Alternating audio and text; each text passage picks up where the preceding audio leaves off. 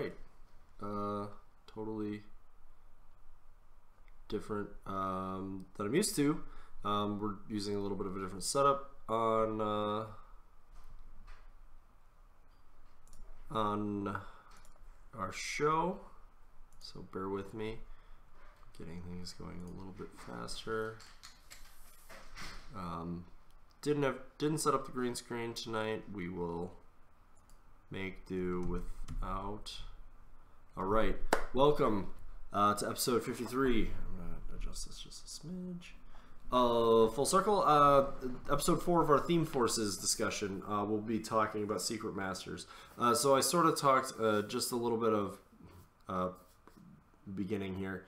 I talked rather, about how one of the things that I think that I am going to start to do is, sorry, just getting my content ready here. Totally professional. You know, you get what you pay for here. But one of the things that I'm going to start doing, see, there goes Griffin's just painting. You may see a cute husky run by at some point too. One of the things I'm going to start doing is sort of just, I think that I'm going to start just popping on here when I have something I want to talk about or when there's something to talk about, rather than the necessarily the regularly scheduled situation. I may try to just like prime it and be like, you know, later tonight I'll be on talking about this. Because, for example, I want to get this series done, but we've had at least 2 relevant news items come out that I have not yet given due diligence to, that I would like to.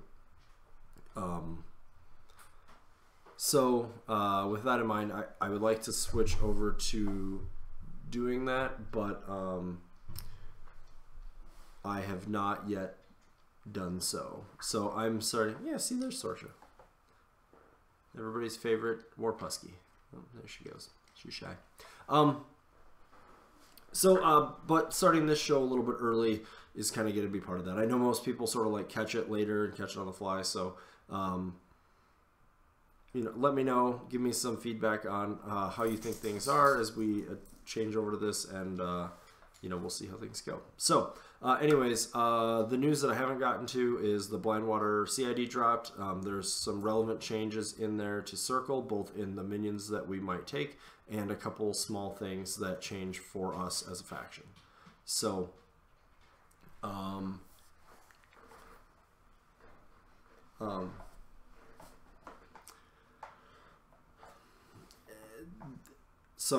anyways, we'll talk about those in another episode. Sorry for the delay there. I was getting flagged by my producer.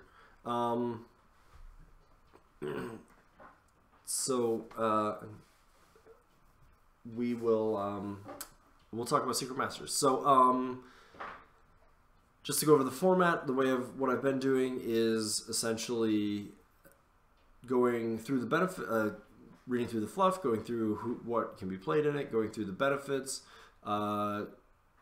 talking a little bit about those in sort of a general sense, and then talking more specifically about like going through Warlock by Warlock in the faction. So, and then at the very end, as time permits, we will do some, like, you know, if time permits, I'll do some like wish listing on things that I would like to see later on that are pertinent to this faction. Or sorry, this Theme Force. So, let's begin. Oh, we got a Warp Husky. So Secret Masters. The Blackclads are few in number, but their work is constant and endless. Only a small handful of these druids can be devoted to any single task at a given time. But the Masters of the Wilderness are cunning. They have woven a web of many debts among the inhabitants of the wilderness, whom they can call upon to fight on their behalf. Composition rules. This army can be made using this Theme Force. Sorry, wow, I butchered that. An army made using this Theme Force can include only the following Circle models: Circle Black-clad Warlocks, non-character Warbeasts, Black-clad models/units, Shifting Stone units, and Gallows Grove solos. Benefits. This army can also include 1 minion solo and 1 minion unit that will work for Circle. These models can be included even if they have the Partisan Circle special rule. Minion units in this army can include attachments. For every full 20 points of black-clad models / units in this army, you can include 1 Circle solo or black-clad command attachment to the army free of cost. Free models do not count towards the total point value of black-clad model / units in the army when calculating this bonus. Black-clad warrior models gain Sacrificial Pawn Minion Warrior model. And just to go over what that means, when a model with Sacrificial Pawn Minion Warrior model is directly hit by an enemy ranged attack, you can have 1 friendly non-incorporeal Minion Warrior model within 3 inches of it directly hit instead. The model is automatically hit and suffers all damage and effects. And finally, friendly models / units can begin the game affected by the upkeep spells of models in this army. These spells and their targets must be declared before either player deploys their models. Models in this army do not have to pay to upkeep their spells during your first turn of the game. So let's just hit on a few pertinent points here. One, this is our only theme force that has a limited that is limited on which Warlocks can take it. So this is only black-clad Warlocks. That means that excluded from this are going to be Wormwood, Chromac 1, Chromac 2, and Grail. Wormwood is none of those things. Cassius is a black-clad, but Wormwood is not. Chromac is a Tharn, and Grail is a Wolfspawn. So everybody else is black-clad though. So that's the situation there. So that's the first point that matters. The next thing that matters is quite a bit is this is our only theme that allows black-clad models and units. So just to go over what those are, sorry, it's not the only theme that allows those, but there's some that this is the only one that allows. So that means this theme can include Druids of Orboros, can include the Druid Mistriders, as well as the Battle Engine, because it's a black-clad model. And then there's a few other things, like it can include Una 1, it can include obviously black-clad Wayfarers, black-clad Stone Shapers. The black-clad Stonekeeper can be attached to the Shifting Stones and will count as a black-clad for the purpose of points. You can do the Druid Wilder is included here. That might be it. I probably forgot something in there, but and then of course you can do Shifting Stones and Gallows Groves, so that's pretty important. And then finally, the big benefit here, being our Warlocks being able to begin the game with our upkeeps out is definitely a nice benefit. I think that can kind of get you up the table a little bit faster. We'll talk about which ones kind of like that as I go through the Warlocks. But the real big moneymaker benefit to the theme, aside from it being the only way to play a few of the things that we have, is the fact that you can sack pawn black-clad models.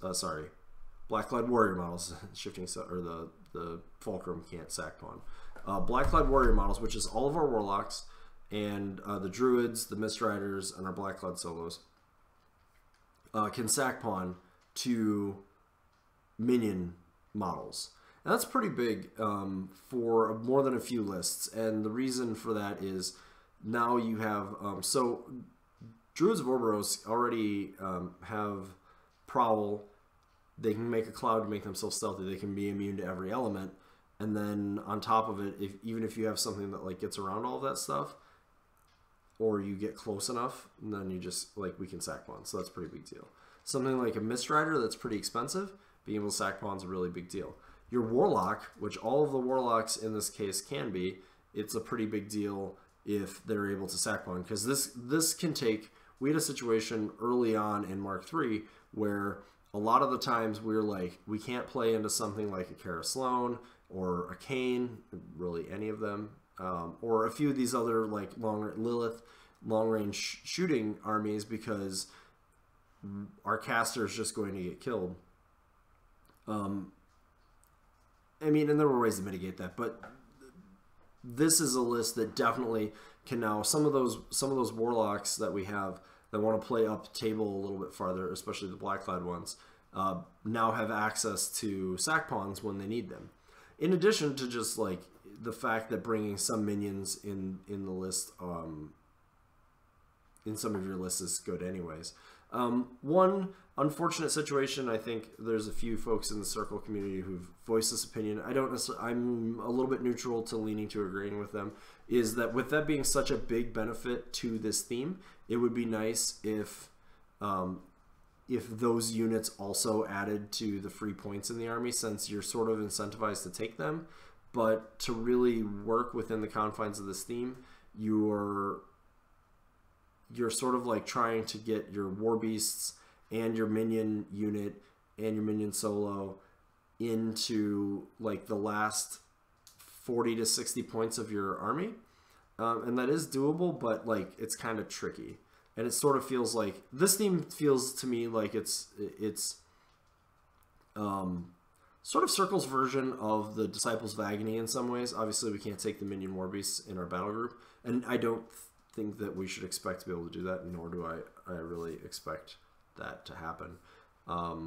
But it's similar in that it seems like this is one of our theme forces that lets us like mix it up with more minion options. So it would be nice if we had more ability to do that. So I'm getting into the wish list thing a little bit early, but it'd be nice to see this theme maybe evolve when it goes into CID, 4 years from now or whatever.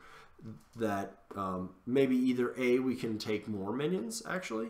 I would like that. I've already theorized a few lists where being able to take a second minion unit would really make a compelling list, or which is closer to what Disciples of Agony I think is able to do, and then or they count for the points, right? So now if you're taking a 20-point unit of minions, you're still able to get some of your free Druid models, and then we'll get. Hi, Sorsha. And then Sorsha has some opinions on this theme force, let me tell you. And we'll get into this a little bit more when I get to the end, when we do wish list a little bit more, because this theme force, one of the things you'll note with it is that it is definitely one of our more thinner, if you will, theme forces that's out there. So we'll see. We'll probably talk about that a little bit more, because I think that this is definitely, so sort of there's a lot of factions out there that got themes that are kind of like interesting, but definitely look like they're waiting to be fleshed out. Like they were released early, but really there wasn't the intent to do so, and that was sort of a shift that Privateer decided. But the result of that is that there are some themes out there that just aren't, they're minimal right now, basically. And that's okay. They'll get their day to shine. There'll be a few select builds with them in the meantime. If you see me being distracted, it's because the Warp Husky decided that she needed to be right here. So I'm told she's a fan favorite though. But some of the themes are like that. So just as an example, like we see the Man War theme and the Magic Grey Lord's theme in Kador, for example, are two themes that you can read and you're like, this theme doesn't really make a lot of sense right now, but it will once there are more models for those. And in the meantime, it's just going to be like make minimal amounts of sense. So this theme is kind of like that. I would say that we have a few more options. This minion option really makes it a very compelling thing to look at. So we'll sort of focus also while we're going through on that. And sort of see where we end up. So, other notable pieces too. This theme allows all of our non-character beasts. So we only have 2 themes that give us free range of what type of war beast we play, and they're both these 2 that are at the end here. So this is one of them. You can play. There's no characters that were added to this, although. Personally, I kind of think Brenos would make more sense in this theme force, since he also has a magic ability, and that's kind of the Druid's thing. And then that, pardon me, and then Loki would make more sense for the Call of the Wild theme. Privateer obviously has some sort of plan in mind with that, and why they didn't. They reference Brenos being a shepherd, so there might be something in the works with him to make him more compelling in that theme. I don't know. Or maybe there's a fluff reason I'm just not aware of why they went that route. In any case, it's worth note that that's another piece that makes sense. Okay, so now let's see if we can't step through some of these Warlocks. So we're just going to go top to bottom, not bottom to top. Top to bottom like we have for the other ones. So first up is Balder 1, Balder the Stone Cleaver. There's a couple Warlocks you're going to kind of hear this with, but Balder's a pretty generalist Warcaster. I think you can find some success with just about everything, and I don't think this is any exception. Sorry, we have a dog here just floating. One of the things he does is I think he plays a pretty good Woldrath. I think Stone Skin's a decent buff for it. I think his feet keep stuff off of it. It gives it free charges. He can heal it if he needs to. And the reason I bring up the Woldrath is it has some pretty good synergies with both of our Druid units, where his Animus is within 10 inches of the Woldrath, or enemy models that are within 10 inches of the Woldrath. Your friendly spells get an additional die on the attack roll. And that's pretty big. You're now giving these the Druid's Vorboros who are Magic 6 or the Mistriders who are Magic 6, getting a third die to hit can be pretty critical. I mean, you now take these from being like sort of average accuracy to highly accurate. Balder's spells benefit them, where the Druids really like having that blast immunity. The Mistriders, I would say, also like the cover that they can get from his feet is pretty big. Being able to make sure that they get the first strike is pretty good. You could play Battle Engine with him. I don't think he has any like particular synergy with it, but it's something you could do. He likes playing the other Wolds, which this allows, so you can bring your free models can be things like the Stone Shapers to give a buff, the damage buff to like your Woldrath, or if you want to bring Megalith or Wold Wardens. So I think there's probably a build here that's interesting. One of the things, Balder, obviously, he's frequently wanting to get up table a lot farther than a lot of other Warlocks, because his feet is his control area, and the farther forward he can be with that, the better. Starting with his upkeeps out is a pretty great benefit. I believe I'm gonna reread that benefit real quick, but so it says models and units can be affected by the upkeep spells. So you won't be, as a result of that, you won't be able to put out rapid growth because it doesn't target a friendly model / unit. But you can start the game if you want with Stone Skin on something, and he can start with Solid Ground and up on himself. And that's pretty big, because now you sort of changed that first turn from him charging 8 inches to running 10, which is not irrelevant.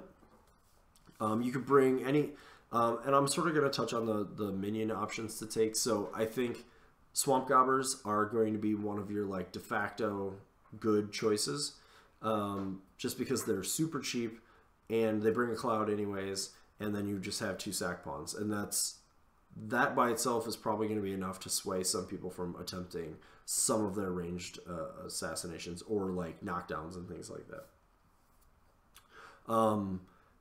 And then as you go through, like you want to sort of be looking at some of the inexpensive options. So I like Pharaoh Bone Grinders in that situation.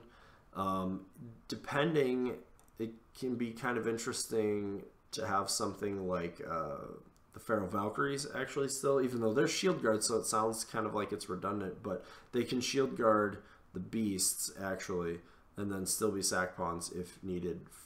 So they can actually do it multiple times if it's not going to kill them to take the hit. It depends on the gunshot. But they're only 8 points, so they're interesting.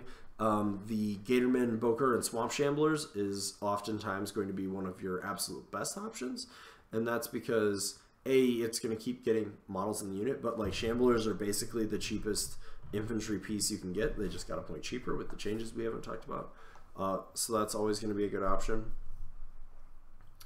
Trying to think, and then just to talk about a couple other things. One of the things that I didn't mention is Una 1 actually becomes kind of interesting with this theme. For starters, it says models can be affected by the upkeeps in the army, so she gets to start with Guardian Beast out right away for free, which also lets her run into a position early on, so that makes her compelling. She's also a Blackclad model, so that means one of the reasons why a lot of people probably were hesitant to play her is that she is like a 15-13 and her only survival tech is transfers and like positioning herself behind a forest because she ignores it, which are both not irrelevant, but now you can sort of again stave off a lot of that like concern of I'm going to get Una killed by bringing some cheap minion warrior models that can be around her. Anyways, as you're going to go spend a few more points, I think things like Croak Raiders, Pharaoh Brigands, possibly Gatorman Posse, they're going to be some tankier, a little bit tankier of a shield guard. Realistically, not tankier than the Valkyries, I would say, who are going to be armor 17 and 5 boxes, whereas the Gatorman are going to be armor 16 and 5 boxes, but you can bring more of them, of course. I'm trying to think sack pawn wise. There's an interesting one. So I'm sort of mixing up all these like what you can take, but Brune and Lugger is sort of interesting because Brune can cast Stonehold, which will reduce the die of anything, any attack, like a damage roll. Can't talk today. Damage roll he would suffer, and then he can also transfer. So that might be more cute than good. I don't know. I haven't tried it, but that is another one to consider as far as that. It also lets you put your like Blackclad Wayfarers in some pretty interesting places if you need to, which I think is good. Anyway, so anyways, Balder I think is very viable. Balder 1 is very viable in this theme, I would say. And those are some of the reasons you might consider that. Balder 2, Balder the Stone Soul. I think he could play in this theme. I think you're going to want to go with a little bit heavier on the battle engines if you go that route because they're still pretty tanky. It still lets you take the Woldrath and Megalith. But I think if you're going to play more battle group than that, or you really feel like your strategy needs Sentry Stones, you're going to want to stick with Bones of Orboros. And just to throw out there, there's going to be some overlap often with a few of these lists with like Bones of Orboros or Secret Masters, and some of that's going to come down to whether or not you want to play, like whether you feel like you need like Mist Riders, Druids, Una 1 in your list, like the direction your list is going is really going to make a big difference there. So just something to think about. So I think Balder 2 is probably better in Bones in general if you're going to go, unless you're going to go with a like Living Beast route. And other than that, I would look for him. He could play in this theme though. Bradigus Thorl the Rune Carver. Even more so than Balder 2, I think that he's really not doing a whole lot for things outside of his battle group, and thus I would direct you to Bones. You could build him with it. He is at least going to be allowed, whereas some of the Living Beast themes he just can't even play. But I don't recommend it. I think Bones is where Bradius lives. Kaya the Moonhunter and Laris. Oh, I forget War Room's out of order. Kaya the Wildborn. We'll go in order. Kaya 1. Probably could play in this theme actually. Occultation on Mist Riders seems very good. She is very squishy, so being able to stay alive through guns is really good. Using Druids of Orboros to make something of a Cloud Bunker, and then using Sack Pawns to make sure that that stays alive is very good for her battle group. Yeah, I think she's probably got some game in this if you want to build it. I don't think you're one of the things is most of these lists, I don't know that you're going to ever go much past the like 2 free cards section without it really being very specific. I think she's no exception because she's still going to want a decent amount of battle group, I would say. But I could see going Mist Riders, unit of Druids, command attachment. You may just do the free command attachment. You could also take... you're probably going to want a Wilder with her, actually. So if you do Mist Riders, full unit, Druids, Vorboros, command attachment, Blackcloud, we'll say the Druid Wilder, and that'll give you 2 free Blackcloud Wayfarers. That's not too bad. You theoretically could just go with 2 units of Mist Riders and get the same 2 free cards. That's a combo that's going to come up again. I have some lists I like that do that. So yeah, Kaya 1 probably has some viability here. I've not spent a lot of time thinking about Kaya 1 in Mark 3, so that's really all I pretty much have on that. Kaya 2, I think the Call of the Wild is really going to be a better fit for her. She, like Brad, I guess again, is really only doing stuff for her battle group. And while she sometimes needs some support, I just don't think you're going to get, like, I don't think a single unit of Druids is something she wants. I don't think a unit of Mist Riders is really something she wants. And so Kaya 2 to me really feels like you're playing her in Call of the Wild. Pretty much full stop. So I don't see much there.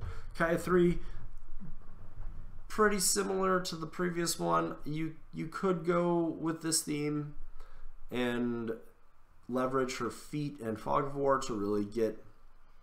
Fog of War is pretty good for the Druids that have Prowl. The Druids of Orros have Prowl. So you could go, with 1 or 2 units of Druids or Mist Riders and sort of use the feet and Fog of War in some ways. But I'm personally just not... I'm not feeling like that's like a strategy I would recommend. Again, there might be something there. If you play it and find it, let me know. My chat is actually telling me Polish Masters champion with a name I can't pronounce and won't try again is saying that she has some game in this theme if you want to go with the gunline version of Kaya 3, which is interesting. So then you can take advantage of the reposition 3, put the Druids in front. You get the UA with the stones, also triggers Prowl on them. So that's interesting. So, not every time is my ideas of stuff good, or the only way. So that's good to see. Personally, I would still play Kaya 3 and probably Call of the Wild. It looks like I'm not a Kaya 3 gunline person, so that's probably why. If you want to look at playing Kaya with the Pure Blood and Wold Weirds sort of approach, this would be one potential way to try that out. So it's given a stamp of approval from all of Poland, the whole country. So you have that going for you. Chromac 1, Chromac 2 cannot play in this theme, which is fine, I guess. Chromac 2 getting sack pawns probably lets him play up the table. I mean, we'd be like at Kador levels of good then, so we can't have that. We'll just move on. Kruger 1, Kruger the Stormwrath. I haven't really given it a lot of thought, but I actually think he would be a compelling option for this theme. I would again go with sort of the minimal amount of Druids, but Gale Winds plus Druids, if you make sure to always activate Kruger 1 first, or you'll blow their clouds away, actually makes them like completely unkillable. All right, I'm being facetious. They're very unkillable at range because you're going to go Mist Riders are defense 14. They can cloud to 16, and then Gale Winds to 19. That makes them pretty strong. He can start with Lightning Tendrils out, which is nice. He can... so that's his only upkeep, I do believe. So Gale Winds, start with Lightning Tendrils out. Probably in a Beast, I would say. I think that's the route you're going to kind of go with him. You're going to have a little bit more Beast heavy. You could go... I feel like with Gale Winds that I'm inclined to play Living Beasts, not Stone Beasts. You could still do Stone Beasts, though. And And another thing that makes Kruger can get to really high defense, and also then the sack pawns, he makes it so he can sit in a pretty like you're concerned with melee at that point, but a lot of other things you won't be. Quick note: sack pawn, unlike shield guard, also lets you shunt sprays, which can be very relevant. So. Anyways, I think Kruger 1 has some game in this. I've not given it a ton of thought, but I'd be sort of playing around a beast heavier list, and then like 1 unit of Mistriders, maybe a unit of Mistriders, unit of Druids. I don't feel the pull to play the battle engine with him as much, because I think while it can do work against hard targets, I think it's still a little bit leans towards infantry, and he doesn't really need that help. Kruger the Stormlord, another good candidate for this. So first of all, Kruger loves a fulcrum because of the veteran leader benefit. I would say you could, his lightning immunity makes the chain lightnings on the Mistriders really interesting. In Mark II, he was one of the more compelling options to play Una 1 with, and that might still be viable. I said this to a teammate today, but if this theme ever goes back to allowing more than a single unit of a single minion unit, I'm probably going to test the crap out of Kruger Croaks again to see if that's got any game. Because I think with the change of the Croak Raiders, they're in a really strong spot, and I think Kruger does a lot of really interesting things for them, and I would be interested to see how that list would play. And then they're also sack bonds. So Kruger, one of the things Kruger does is usually wants to be the forwardmost thing into shooting armies. He wants to be the forwardmost thing so that Windstorm can apply to as much as possible. But then you sort of have this awkward, uncomfortable feeling that like you've put him too far forward. And now you can have some sack bonds to help keep him safe.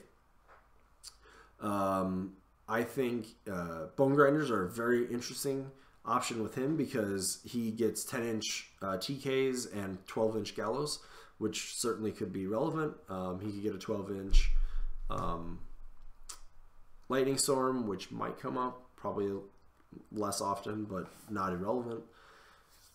So that's a particularly interesting direction for him. He likes guns of all varieties, so any of the like shooting minion options could be compelling to take with him. I think the Druids are good with him as well. Getting that knockdown and then the push, either one of those can sort of set up some interesting play for Kruger. And again, like Una sitting there to peel off sort of the front of Kruger's army and things like that might still have some interesting play. So yeah, Kruger 2 totally viable in this theme. Mosar the Desert Walker. So I think Mosar's viable here too. I think that the two benefits that are kind of big for him, actually, starting with upkeeps out, is surprisingly helpful for him because Sunhammer costs either 2 or 3, and then Mirage costs 2. So that means that if he's casting those early, he can't put down Pillar's Assault. And if he can put down Pillar's Assault, even though they're usually better as the game progresses, being able to do it early is still just 4 attacks that your opponent's going to... It's just like 4 frustrating things in their way that they're going to have to deal with. So I think that's interesting. I think Bone Grinders with him are very interesting, both for the reason... he is a 14/14 with like 15 wounds, so anything that helps his survivability is always going to be amazing. Being able to give himself an additional 2 inches of range on his crevasses, his Curse of Shadows, his even casting his friendly upkeeps and putting those out is going to be pretty big. The one thing I don't like about this theme for Mosar is you don't really have any good targets for Sands of Fate, like at all.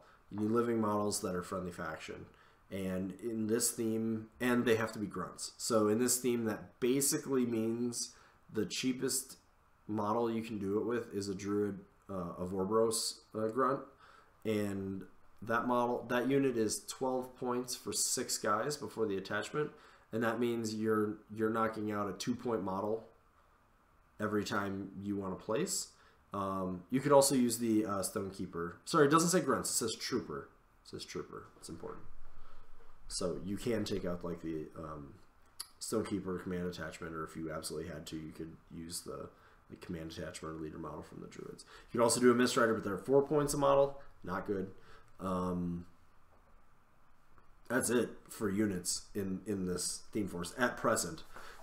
So that's you sort of have to assume, if you're going Mosar with this theme, that you're going to be keeping your Sands of Fading to a bit more of a minimum, because it's just too costly attrition-wise to your list to be doing too much of it.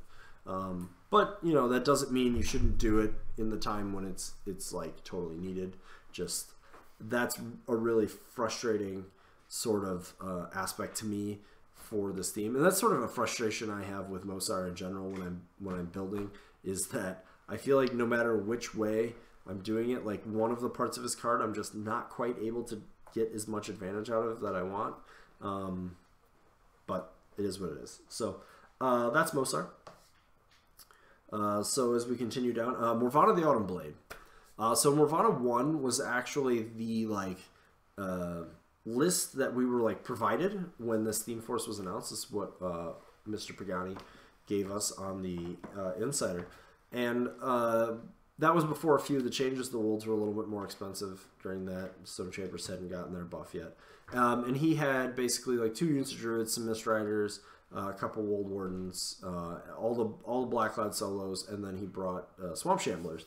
And so the idea there being, you have the one unkillable unit of Druids that you put your regrowth on, you get your upkeeps out there. So Morvana 1 has 3 decently costly upkeep spells, so being able to start the game with those in play is fantastic.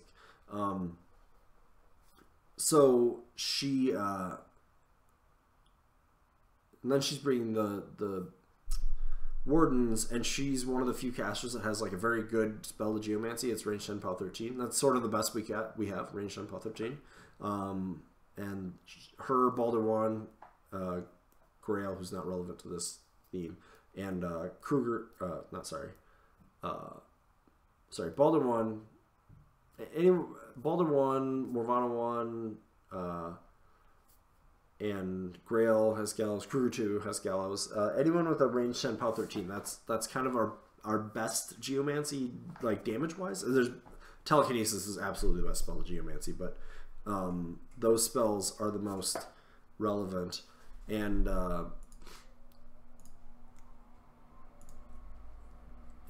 so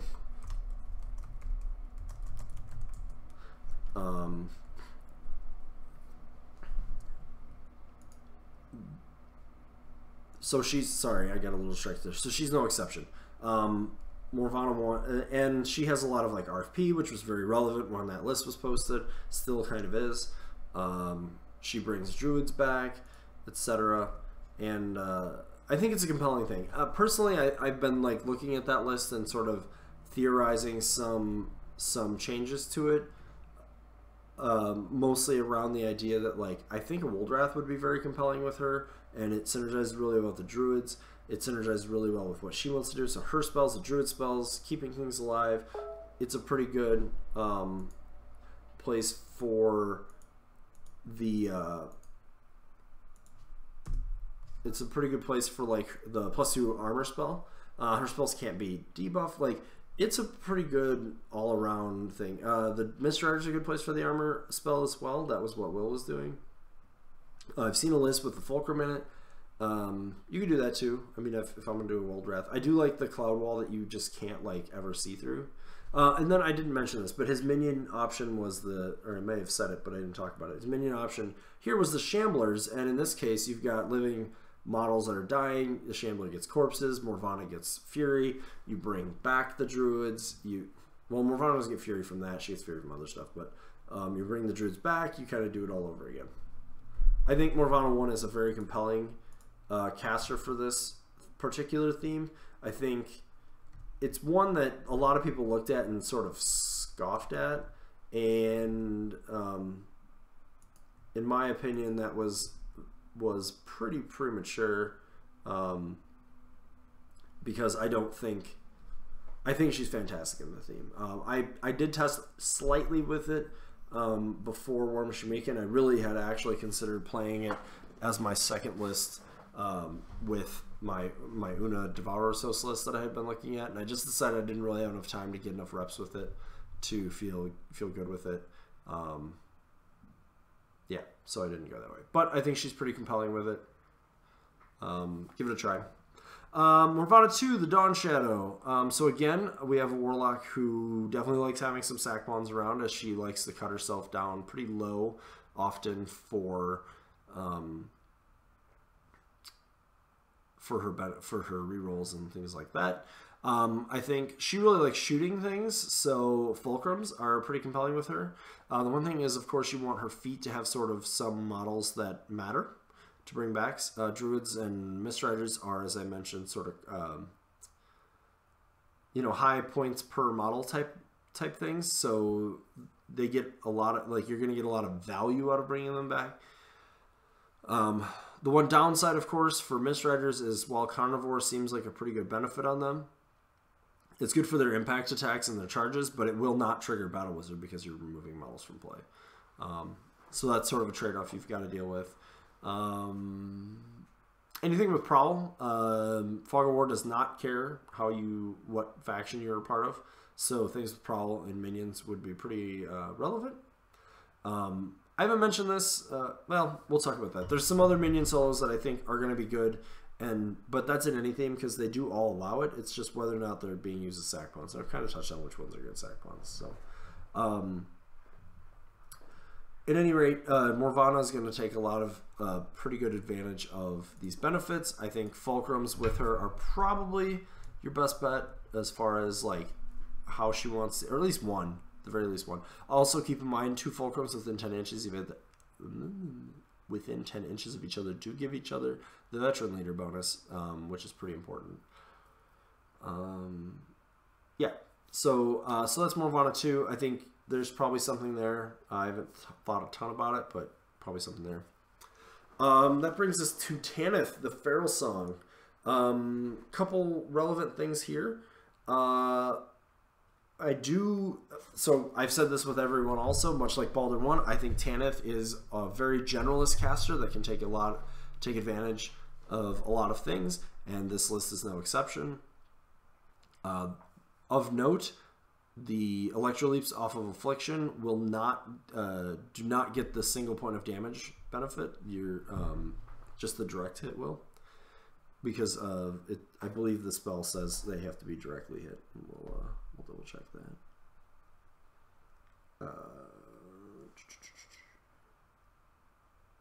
When a damage roll from a direct hit. So a leap is not a direct hit. But relevant to Tanith's interests are things like I actually find the interaction of Una 1 and Scything Touch to be very compelling. And again, I talked about why Una 1 could be pretty interesting. Druids like to have her spells definitely benefit Druids. Affliction still makes it easier for some of those things to hit. Scything Touch can up their damage or up the damage of whatever she's bringing in her battle group enough to sort of cover that scenario.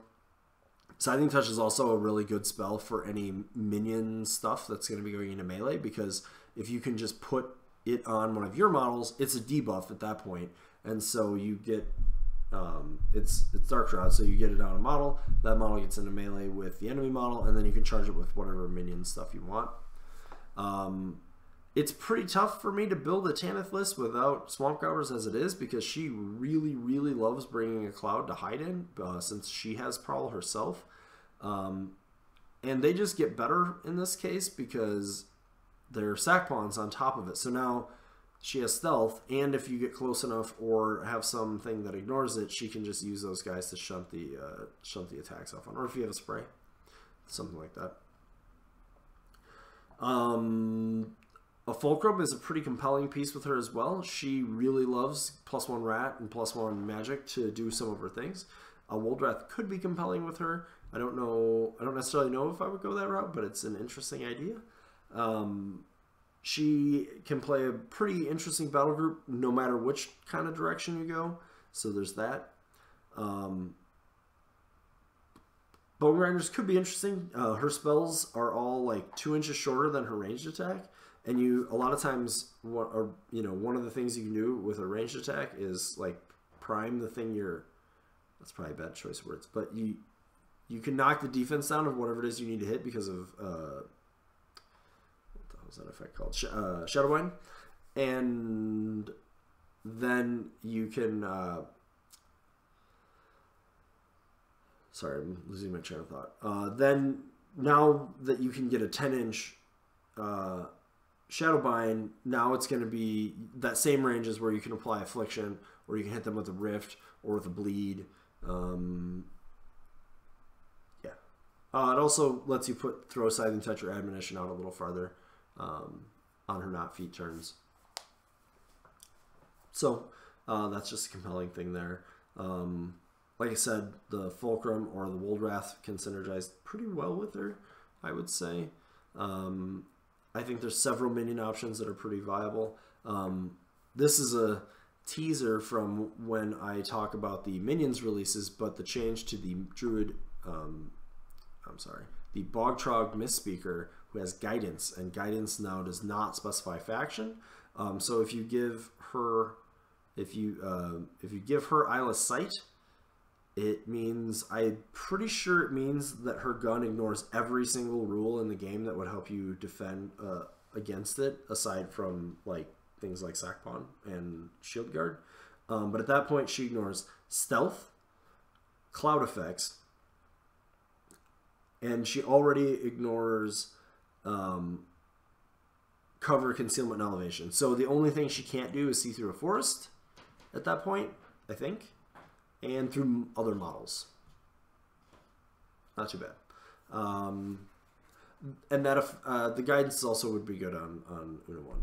We'll talk, like I said, that'll be a different episode where I'll go a little more in depth on that. You don't have the issue with this theme that her feat is sort of that weird, like you're not getting the benefit of your theme thing. She likes having her upkeeps out to start the game. She has 3 of them. 2 of them are friendly. So she would start with Admonition and Scything Touch out to start the game off. I think that could be pretty big. Don't think anything in this army could have just Shifting Stones. No real AD, that means. But you could pretty early put it on a Blackclad Wayfarer if you think that you're going to be able to get some really long-reaching attack. You could put Scything Touch on a Blackclad Wayfarer early. Place it with a Shifting Stone so that it's within 2, and then it can use its phase jump when it activates to be 12 more inches. So you could actually put Scything Touch in a relevant place at that point. But I don't really know that that's really going to be great. But having it out there for free on that first turn is going to be big. And she likes a lot of the other Druid support models. Like I said, Una 1 she likes. She likes Blackclad Wayfarers because they're a good model to put Scything Touch on because they can get into a lot of places. They're also great because of charges, of course. And they also... I apologize, I just blanked on this, but Affliction is very good for the sprays from the Blackclad. The Druid Wilder is great because she has a lot of upkeeps, as I mentioned, and you can play a bigger battle group. I would go with, I might still not go with her unless you go with more Living Beasts, but it is still an option. Yeah, I think she could be pretty fantastic in this theme. I'm starting to really sort of like turn the wheels on Tanith again, and I don't really know where I'm going to land with that. But the biggest reason for that being that she has remained on the ADR, and I will have a Champions event in the March, whenever Adepticon is. So definitely giving her some brain reps. But that's Tanith. And actually, the first list that I built, so I'm not counting Will's Morvana list, but the first list I looked at with this is, of no surprise, Una 2, who's our next Warlock. And basically, all I did was go 2 units of Mistriders, so that's 40 points. And that gives you 2 free Black-Clad Wayfarers, which is great. And then filled out the rest of... I had like 5 Griffins and a Gorax. I don't think there was any Shifting Stones. And at the time I was like, oh, look, you could even put Wrong Hand Snapshot in here. Totally a viable option. That list didn't have Wrong Hand Snapshot. Had another Gorax and a Griffin. And that was the list that Gord won Blood and Oil... excuse me, in Canada as one of his lists. I think he dropped it twice. And here's the thing. Mirage, I've talked about Cavalry with Una 2 already a lot, and the Mistriders are no exception. Mirage on them is fantastic. They go from effective speed 8 to effective 10 for charges and stuff. Obviously, if you're running, it's not speed, it's movement, or it's a place. And Hand of Fate, probably... Mistriders are probably the single most effective unit to put Hand of Fate on, because the sheer number of rolls that they could make in a turn is massive. You have a 5 model unit, and if we assume that they get a charge, they could be using Hand of Fate potentially for an impact attack, and honestly with impact attacks, you could theoretically be impacting like 3 models. That doesn't happen very often, but it could. So now you get your impact attacks. So you might get an impact attack. Then you're going to get your charge attack. If that can kill a model, you're going to get Chain Lightning. And that Chain Lightning will get somewhere between 2 and 4 rolls. So impact, charge target, and then 2 to 4 rolls. So you are a minimum in that situation of 4 and a maximum of... Is that right? Yeah, 4 models and then up to 6. And that's a single Mistrider. And then increase that up to a full unit. So you're looking at a lot of potential attack and damage rolls that are being made by this unit. The Chain Lightnings go pretty deep, which means you can be... And they're fast, as I mentioned, so Mirage, cycling Hand of Fate between them. And this is what I kind of do with the Wolf Riders, but they pack a little bit more punch. The Mistriders are going to be the, like, if you brought infantry to this game, you're done. Because unless they're like armor, if you figure it's roughly like a +2 to have the Hand of Fate on them for damage, you're looking at like, just from the Chain Lightnings, you're like effectively a POW 12-ish.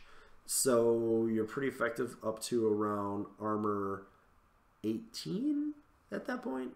But like 16, 17, 18, you're probably going to kill. And anything less than that, you definitely will kill.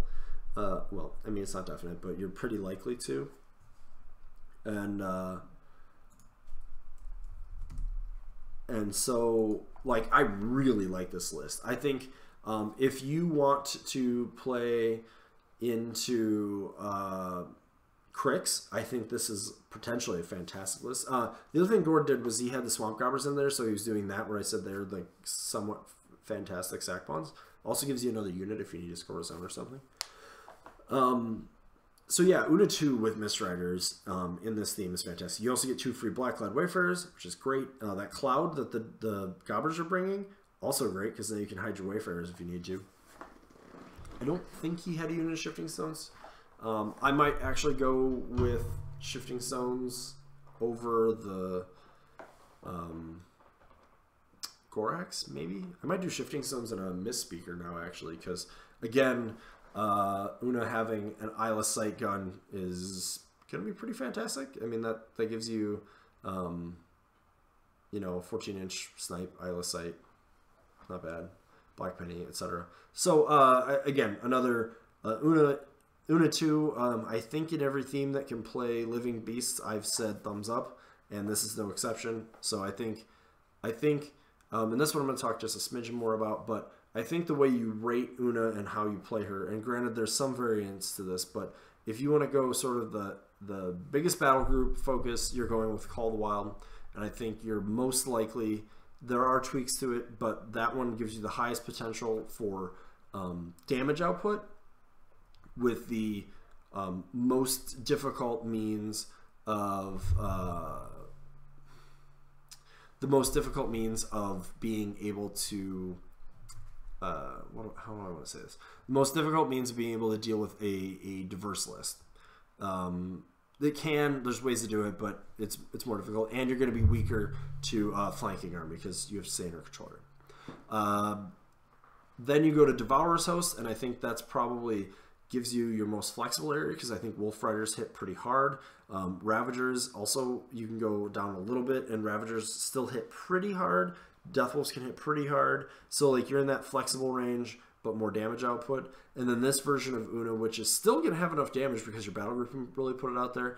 And those Power 12 charges from Mist Riders with Hand of Fate are still not going to be too bad at all. They have Brutal Charge, so it's Power 12 plus Hand of Fate.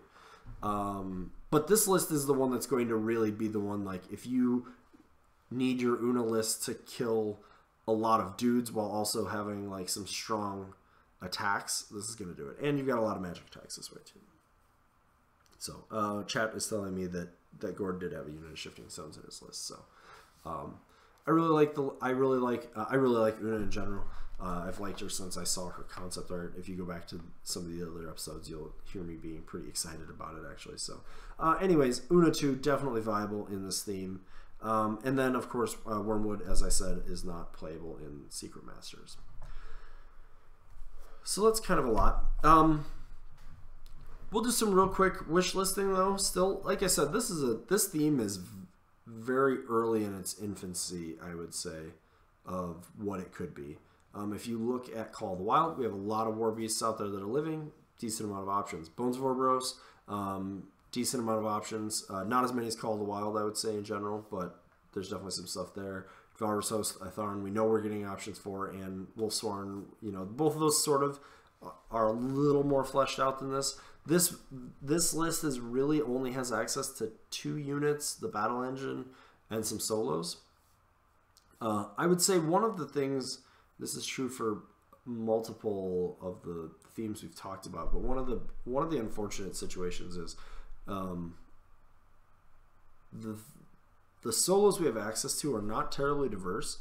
Blackcloud Wayfarers are sort of like the one like 3 of our theme forces, you're really like trying to get a free Blackcloud Wayfarer, and it's a good solo. But you know, it would be nice to have some more compelling options. The Druid Wilder is nice to have when you need her.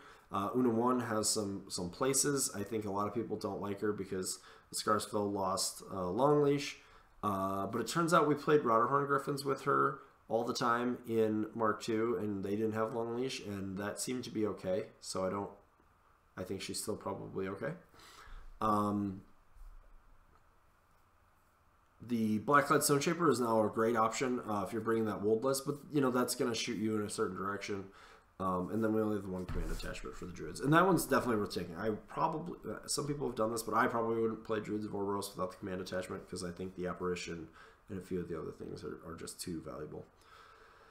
Oh, the immunity to elements, absolutely important.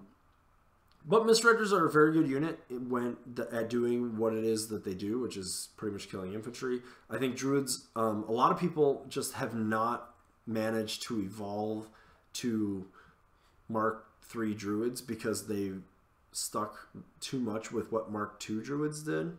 And don't get me wrong, I do miss me some Mark II Druid. Specifically, the number of times I've played games have been like, man, if I could just get counter magic in this list, this Crix player would be crying right now. But that's not in the game anymore. But they have Spell Ward, they have immunity to elements, they have stealth. All in their own, like, just all the time. Anytime they need to have those things. That they can. Some of them they just have all the time. Apparition means that they actually threaten a little farther than you'd think with their spells. And Magic 6, while not as good as Magic 7, obviously, is still pretty decent. It's average. You know, like, most ranged units are only Rat 5 or Rat 6, and they granted have the ability to aim. So, like, you're still in a good threshold there. In any case, the Fulcrum buffs really help this theme out a lot too. As far as things that I would like to see, I would definitely like to see some more units, 1 or 2 more units. I would definitely like to see some like small units possibly, like the Ice Witches, like the Grey Lords. I think a character unit would be really cool. I think some character black-clad solos, you know, 1 or 2 of those could potentially be pretty compelling. I mean, we do have Una, one, obviously, as I mentioned, so that's cool. I think it would be cool to see another lesser warlock like Una that could take other war beasts. Maybe it's like someone that could take a stone beasts, or just living beasts or light beasts. You could have it just be Arguses. Some potential there to be interesting. I really dig that. I think another unit of druids that just did something else could be cool. Maybe something a little bit more combat-y. I don't really know what that would look like. Or maybe just something with different spells altogether. Maybe something with the ability to boost. Maybe another cool thing would be the Falk for the Christmas model for the gun mages for Signar. I'm gonna see if I can look up the name of that ability. Has a rule, or has a shot type, I think, that I picked circle instead of Signar. I have it. It might need to just be similar, or it might be there. Lieutenant Bastion Falk. Rune marked. When a model hit by this attack suffers a magic damage roll, add +2 to the roll. That could be really cool. We have a lot of stuff that's magic type, so like being able to buff the damage of that, but only if you hit, I think would be really cool. I could see a druid having something like that. Yeah, I don't know. And also I think that the whole like minion can be used as a sack pawn. I think that's something I'd love to see expand on a little bit more. Secret Masters here is sort of implying like we're bringing these minions along, but you can only bring 1 unit, and they don't count to the free points. So I'd like to see one of those 2 things sort of like looked at. I think it would be, they would have to reword, they'd have to look at the benefits, but of the like how they're worded, but a druid model either akin to the Paingiver Taskmaster and Scorn could be really interesting. I would like it to do different stuff. Like, I don't want it to just be a repeat of what that guy does, but something that does something else, or a ranking officer type model, or you know, maybe we call it something else for minions, but could be pretty compelling. The wish listiest of things that I have had is I would love to see this theme allow us to take Iris 1 as a throwback to the Wake of Destruction theme force that Kruger 2 had in Mark II. I do not expect that to happen, just to throw that out there, but I would love it, mostly because I have a no-quarter Iris 1 because I wanted to play that list sort of as toward the end of Mark II. I was kind of like leaning toward trying that list out because I thought it had a little bit more legs, and had some interesting ideas with it. Then that didn't happen. Now I have an Iris 1. Model's fantastic, but I don't really know where I will play her, so that's too bad.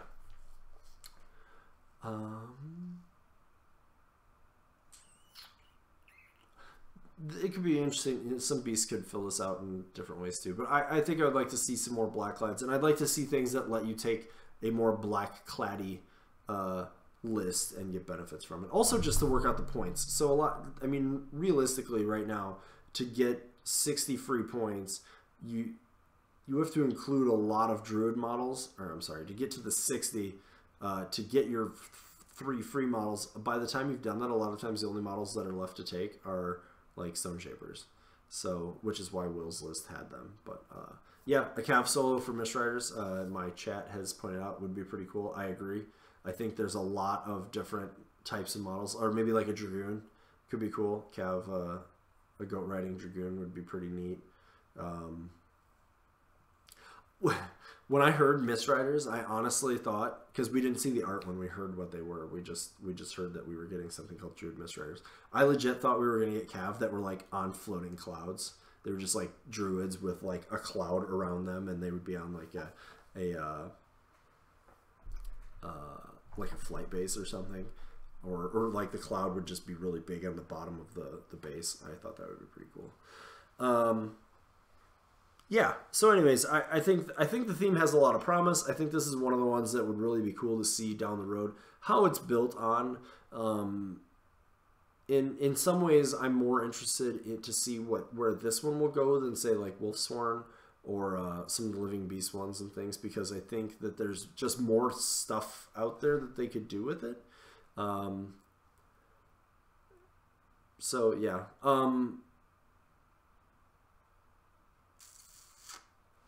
The chat has pointed out too, it would be nice to see if the cloud, maybe the -2 spell, it would maybe be cool to, or the fact that you suffer -2 to attack rolls while you're in the cloud, it would be nice if that was a little easier to actually do. But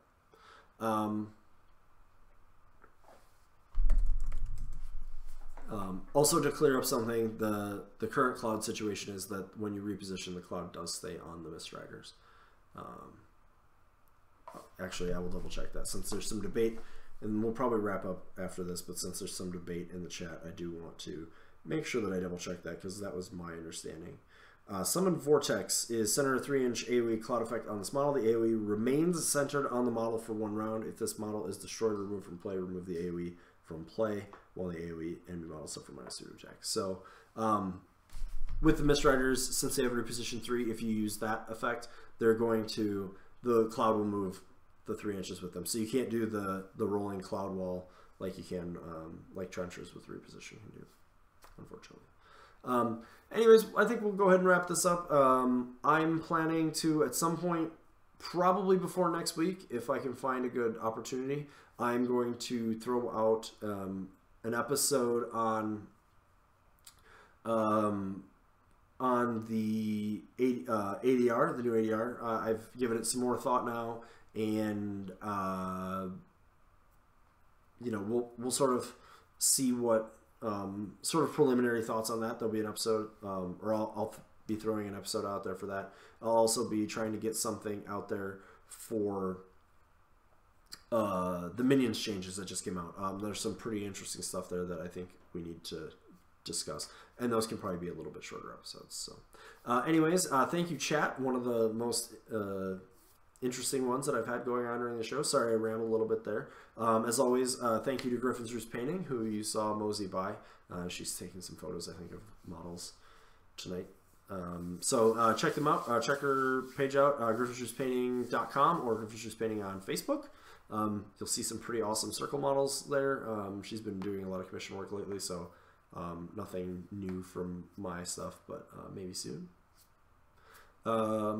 And then, like I said, we'll look forward to those episodes coming out soon.